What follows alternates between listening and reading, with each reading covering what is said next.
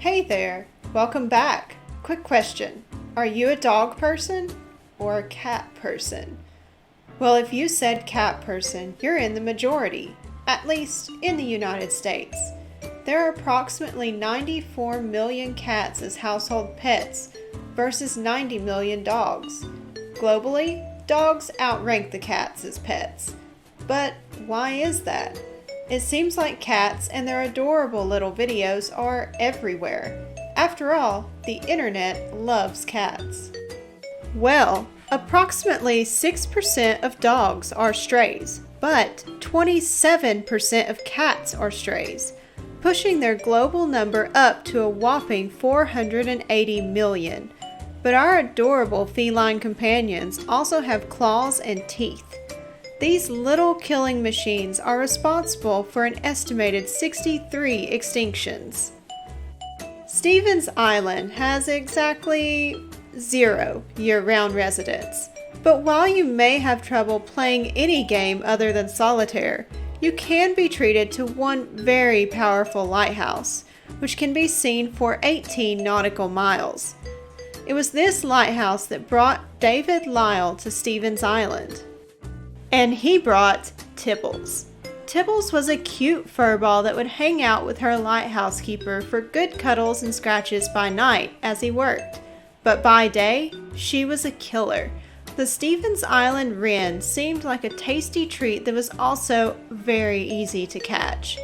It was a flightless nocturnal bird endemic to this island, which had never seen the ferocity of Tibbles, and it quickly perished.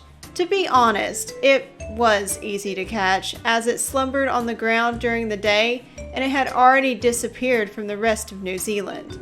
Tibbles was single-handedly responsible for the extinction of the Stevens Island Wren, which was discovered, named, and exterminated all within a year.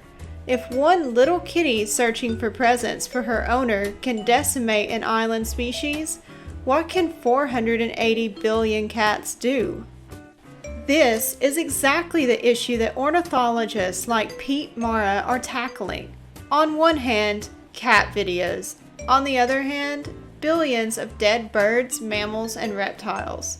Mara often discusses this hardline feline stance with his young vegetarian daughter over dinner, calling them a nuisance. But humans love their feline friends and don't particularly like the idea of eradication. Trap, neuter, release is one solution that is trying to make everyone happy and does have some success. TNR instantly stops cat reproduction and, bonus, some kitties find their forever home. Mara says that this is still not a solution, especially in vulnerable populations, particularly due to the release part. Released cats will still kill wildlife, just like Tibbles, and could wipe out a species entirely. For Mara, the only answer is eradication. New Zealand is one of the countries that has adopted this policy, and for good reason. They know about Tibbles and her Wren, and they don't want it to happen again. New Zealand announced in 2016 that it planned to erase every rat, weasel, stoat, and yes, feral cat from its soil by 2050, listing them as an invasive nuisance. Cats kill approximately 25 million birds in New Zealand alone, and the price tag on this current plan is just as steep, at 40 million per year. To add to this, there is a proposed household cat limit. Of course, there are cat owners in Parliament, including the Prime Minister, who has said that your household feline is perfectly safe, as long as they don't step foot outside. And New Zealand is not alone. Australia announced that it would cull 2 million cats by 2020, saving 5 islands and establishing cat-free habitats on the mainland. Australia's feral cat population is estimated at 20 million, which kill approximately 75 million animals each day. So, what can we do?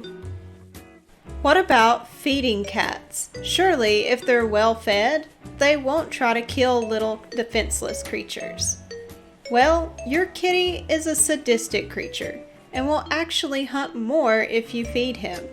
Barn cats are often the champions of the farm, saving the grain and feed from mice and cutting down disease. And it's recommended that you always feed your barn cat because it takes a lot of energy to hunt. And if you're struggling with hunger, you will probably just hunt enough to eat. What about the type of food? One study suggested that a meaty diet would make the cats hunt less. And while success was reported, the study only looked at if your cat brought home a present. He could very well have slaughtered an entire village and not gotten you a souvenir, just like the ungrateful fellow that he is. Maybe you can get your kitties some new bling.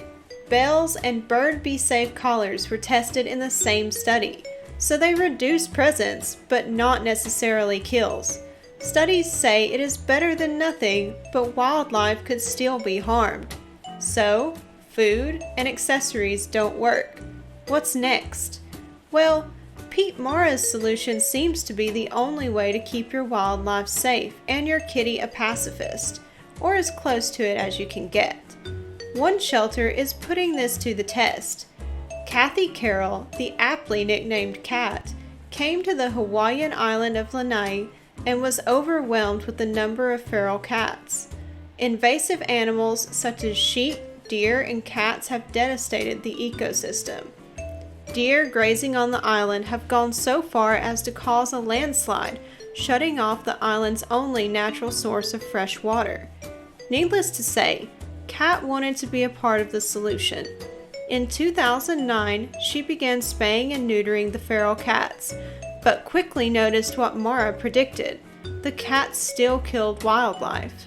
So in 2019, a new home was made near the Lanai airport, where cats could be rescued, receive medical care, and perhaps catch the next flight to their forever home. In 2018 alone, 200 cats were relocated to the 3.5-acre paradise. Today, guests can visit the sanctuary to give these furry felines treats and pets on their way to the airport and help protect native birds, such as the Hawaiian petrel and the Hawaiian coot, the wedge-tailed shearwater, and the Hawaiian stilt. Barn cats and other pest control animals don't necessarily need to be the friendliest fellows to get a job done. So, humane societies in local areas have begun the Working Cat program to try to give these tenacious employees a place where their skills are needed. Today, there are more households with pets than ever before.